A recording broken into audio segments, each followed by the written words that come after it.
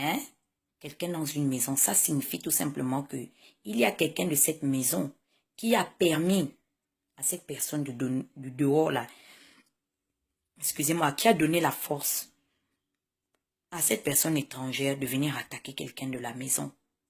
Pourquoi je le dis?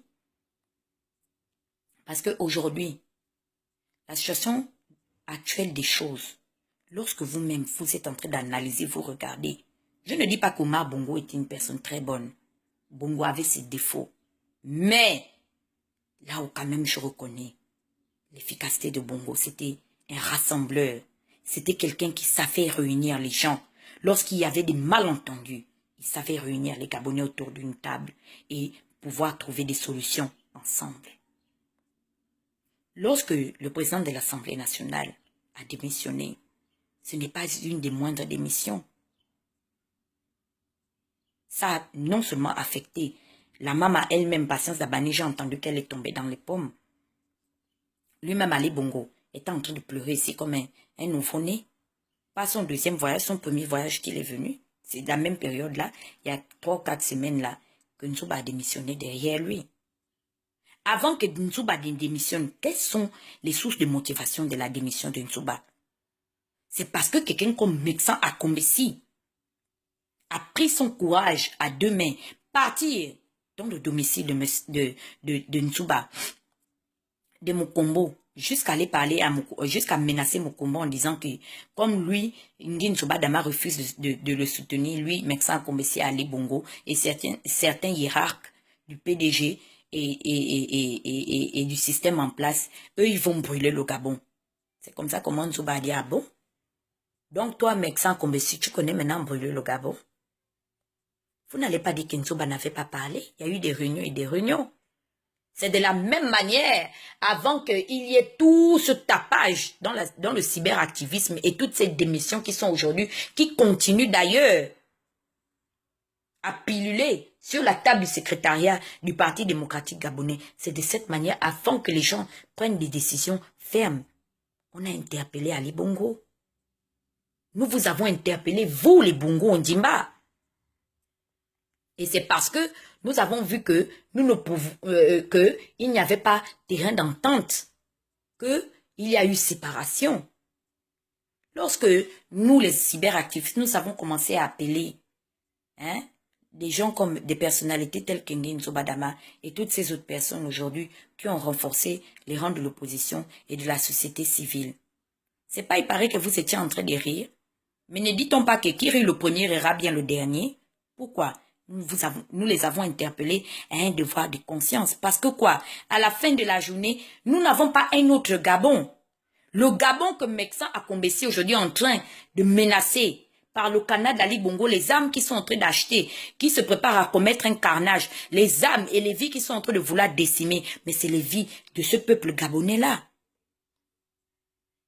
Le Gabon qu'il décide de vouloir brûler, c'est le même Gabon dont vous êtes originaire, vous les enfants d'Omar Bongo.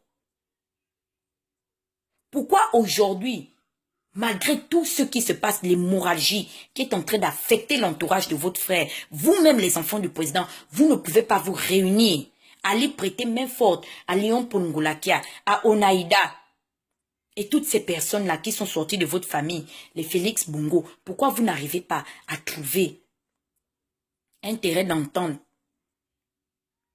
à aller comment on appelle ça, à Franceville, voir le vieux Anchois, faire une conférence de presse. Vous prenez le vieux Ngosanga et encore vivant, tonton Martin Bongo est là, vous prenez tous ces gens, ça vous fait la réunion pour dire que non, Ali Bongo, nous nous désolidarisons de tout ce qu'il fait. Pourquoi vous n'arrivez pas à le faire? En attendant, nous savons que les premières personnes à qui Ali Bongo a commencé à s'attaquer, c'est vous les enfants de son pays. Il a commencé à casser la cité de la démocratie parce qu'il savait que les 3 quarts d'entre vous habitaient là-bas. Ne payaient pas le loyer, ne payaient pas le courant, ne payaient pas l'eau. Il a commencé à vous couper beaucoup d'avantages que vous aviez du vivant de votre père. Les 3 quarts d'entre vous qui étiez à l'époque, qui présidaient à l'époque, ou du moins qui présidiez à l'époque les conseils d'administration de plusieurs sociétés, que ce soit parapublic comme paraprivé. Qu'est-ce qu'Ali Bongo a fait? Ali Bongo a commencé à tous vous valser. En particulier, toi, mon grand frère Christian Bongo. Tu n'ouvres toujours pas ta bouche. Donc aujourd'hui, vous qui êtes nés de père et de mère gabonaises, vous allez permettre aujourd'hui que Meksan Akombesi, Souleymane Liban, Seydou Khan puissent brûler le pays là. C'est pas ce pays là aujourd'hui là qu'on vous respecte, vous les Bongo Ondimba. Vous allez permettre aujourd'hui que votre grand frère décime le peuple de votre père, que malgré que votre père était là avec sa conjoncture, sa malgouvernance, Bongo n'a jamais pris les armes pour mettre ça sur son peuple. Aujourd'hui, vous savez qu'Ali Bongo est en train d'acheter les armes pour décimer les populations gabonaises. Vous vous taisez. Parce que vous pensez qu'aujourd'hui là, quand Ali Bongo va commencer à brûler nos familles, vous pensez que vous serez épargnés?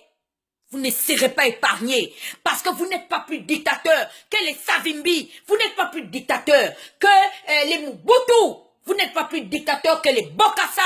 Ali Bongo a gâté le pays. Quand on disait ça, on disait que c'était faux, non? Nzouba est sorti parler. Mukombo, il a parlé à la 12e législature avant de démissionner que le Gabon ne peut plus continuer à vivre et à forcer de vivre sur le levier de la dette. Ali Bongo a endetté le Gabon plus que le Centrafrique qui est un pays en guerre. Quand nous calculons la dette des pays de la sous-région centrale, tous les pays de la sous-région, en dehors du Gabon, leur dette s'élève à 35%. Il n'y a que le Gabon qui a doublé de 65%. Ali Bongo a endetté le Gabon de 65%. Qu'est-ce qu'il a fait pendant 7 ans? Où sont les réalisations? Voilà aujourd'hui le scandale des Panama Papers. Vous voulez aussi dire que c'est les opposants gabonais? Vous voulez aussi dire que c'est nous les activistes? On a attrapé le marabout de votre frère Seydou Khan avec un compte offshore, 900 milliards de Bongo CFA ou du Gabon CFA, planqué au Panama. Vous ne dites absolument rien, ça ne vous dit absolument rien. Il y a 15 ans seulement en arrière, qui connaissait les Akombesi? Moi j'ai vu, j'étais à la mort de votre père. Je n'ai pas bu un vin d'une bouteille de 500 €. Saint-Luc et Million, à la mort de Bongo, votre bienfaiteur. Mais à la mort de Médard Akombesi, un anonyme, il y avait des bouteilles de 500 € à son effigie. Tout ça, Papa Andjoela, il regarde ça. Vous, les enfants du président, vous êtes en train de regarder, vous ne dites rien. Tandis que même les vieux comme les Raondi, qui sont les vice-présidents du Parti démocratique, tous mes oncles là, comment ils s'appellent aujourd'hui? Moi, je vous avais dit que vous n'aurez jamais. J'avais dit à Ali Bongo, il pensait, il paraît qu'il riait quand je faisais mes vidéos. J'ai dit à Ali Bongo, qu'Ali Bongo, toi, tu penses que nous, les gens de Lokwelolo, nous allons sortir pour te soutenir? Il pensait qu'il riait. C'est pas Nginzoba Damala que j'ai appelé. Que j'ai interpellé. Il paraît qu'il riait. Mais ne dit-on pas que qui rit le premier? Rira bien le dernier. Aujourd'hui, avec tout le nombre de démissions qui continuent à piluler là, sur la table du secrétariat du Parti démocratique gabonais, tout ceci, ça ne vous interpelle pas? Voilà aujourd'hui les barreaux chambriers des députés, ceux qui sont les représentants du peuple. Lui-même, le président de l'Assemblée nationale, il a dit que non, c'est pas comme ça. Vous ne pouvez pas menacer la sécurité des Gabonais. Nzouba a préféré enlever son corps. Toi, Christian, tu ne peux pas prendre ton courage à deux mains. Qu'est-ce qui t'empêche de t'opposer à Ali Bongo? Dis-moi. L'argent de la BGD, mais Christian, toi, tu as volé plus que la majorité des autres personnes aujourd'hui qui sont venues nous retrouver dans les rangs du combat. Qui sont aujourd'hui assis dans les rangs de l'opposition. Non. Christian, vous allez accepter que ce soit toi, que ce soit Alfred, que ce soit Arthur, que ce soit Irmine, Alima, tous les enfants de Bongo. Vous allez accepter aujourd'hui que Meksan Akombesi menace la sécurité et la vie des Gabonais. De quel Gabon ils sont en train de parler? C'est pas le même Gabon dont nous sommes tous originaires. Parce que vous pensez qu'aujourd'hui, si Ali Bongo brûle le Gabon, lui vivra, mais qu'Ali Bongo demande. C'est pas M. Borussio sera au Gabon. Le statement que je suis allé voir avec les représentants de l'opposition de Brazzaville, lorsque nous étions au département d'État, il faut demander à M. Borussio. Moi, je lui ai dit que M. Ali Bongo compte brûler le Gabon, mais il faudrait qu'il sache une chose. Il brûlera avec nous. Ça veut tout simplement dire que ce pays-là, On n'a pas un pays de rechange. C'est tout ce que nous avons. De la même manière dont Pascaline s'était levée pour venir dire que vous, les Bongo Ondimba, vous avez un dénominateur commun. En dehors de tous les problèmes que vous avez, c'est Bongo Ondimba. Nous aussi, le peuple gabonais, nous vous disons que nous avons un dénominateur commun avec vous. C'est le Gabon. La récréation est terminée. Maintenant, quitte à mourir pour ce pays, nous allons mourir. Ali Bongo, quand tuer les Gabonais, eh bien, il faudrait qu'il sache qu'il mourira avec nous. Nous allons vous emporter avec nous. Demandez bien ce qui s'est passé. 1 million de morts au Rwanda. Vous pensez seulement que les millions de morts là, il y avait que les auteurs? Non, hein? C'était, les gens s'entretuaient. C'était les deux côtés. Mais le Rwanda a continué d'avancer. Les gens sauront qu'il était une fois au Gabon, ça s'est passé. Ce qui est en train de se passer au Gabon, ça ne s'est jamais passé. Si ça ne vous interpelle pas, aujourd'hui, vous les enfants du président, allez vous asseoir dans la maison d'Anjoua. Appelez le côté de Félix Bongo, le vieux Ngosangavi encore. Les tontons Martin, vous appelez vos parents.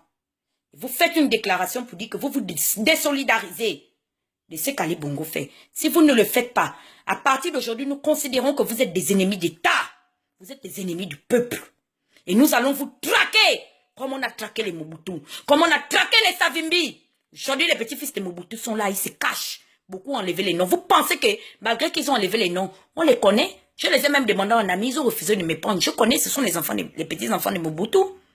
C'est de la même manière dont vous aussi, les Bongo. C'est pas on a commencé à arracher vos patrimoines, les biens pour lesquels Bongo refusait de construire le Gabon, au lieu de bitumer les routes, construire les hôpitaux et les écoles. Il allait acheter les immeubles aujourd'hui, là, les patrimoines, là. C'est pas aujourd'hui, c'est l'État français qui est en train de récupérer ça. Hein? C'est de l'argent jeté par la fenêtre. Quand on dénonce ça, vous dites qu'on est contre vous. Je vous appelle aujourd'hui, vous, les enfants du président Omar Bongo, particulièrement que ce soit Christian Bongo. Il y a Christian, tu m'entends très bien. C'est la dernière chance que vous avez. Avec vous, les gens de Ngoni, il faut vous asseoir. L'affaire d'Ali Bongo, c'est nous qui devons régler ça. Le sang des Gabonais ne doit pas couler à cause de vos conneries, de ce que vous avez fait. De l'argent du Gabon. Voilà l'affaire des Panama Papers. Avec les Suleiman Liban, nous devons nous asseoir. 900 milliards de francs CFA attrapés chez Seydou Khan, dans un compte appartenant à Seydou Khan offshore. Nous devons nous asseoir la sécurité du peuple gabonais. Personne ne peut jouer avec ça. Si même Omar Bongo n'a pas joué avec ça, c'est pas Ali Bongo. C'est un menteur. Donc, je vous interpelle aujourd'hui un devoir de conscience. C'était Tata Huguette, l'activiste gabonaise et la voix de la masse silencieuse. Allez-y bien réfléchir et venez me répondre. C'est tout ce que j'ai à dire pour l'instant. Bye.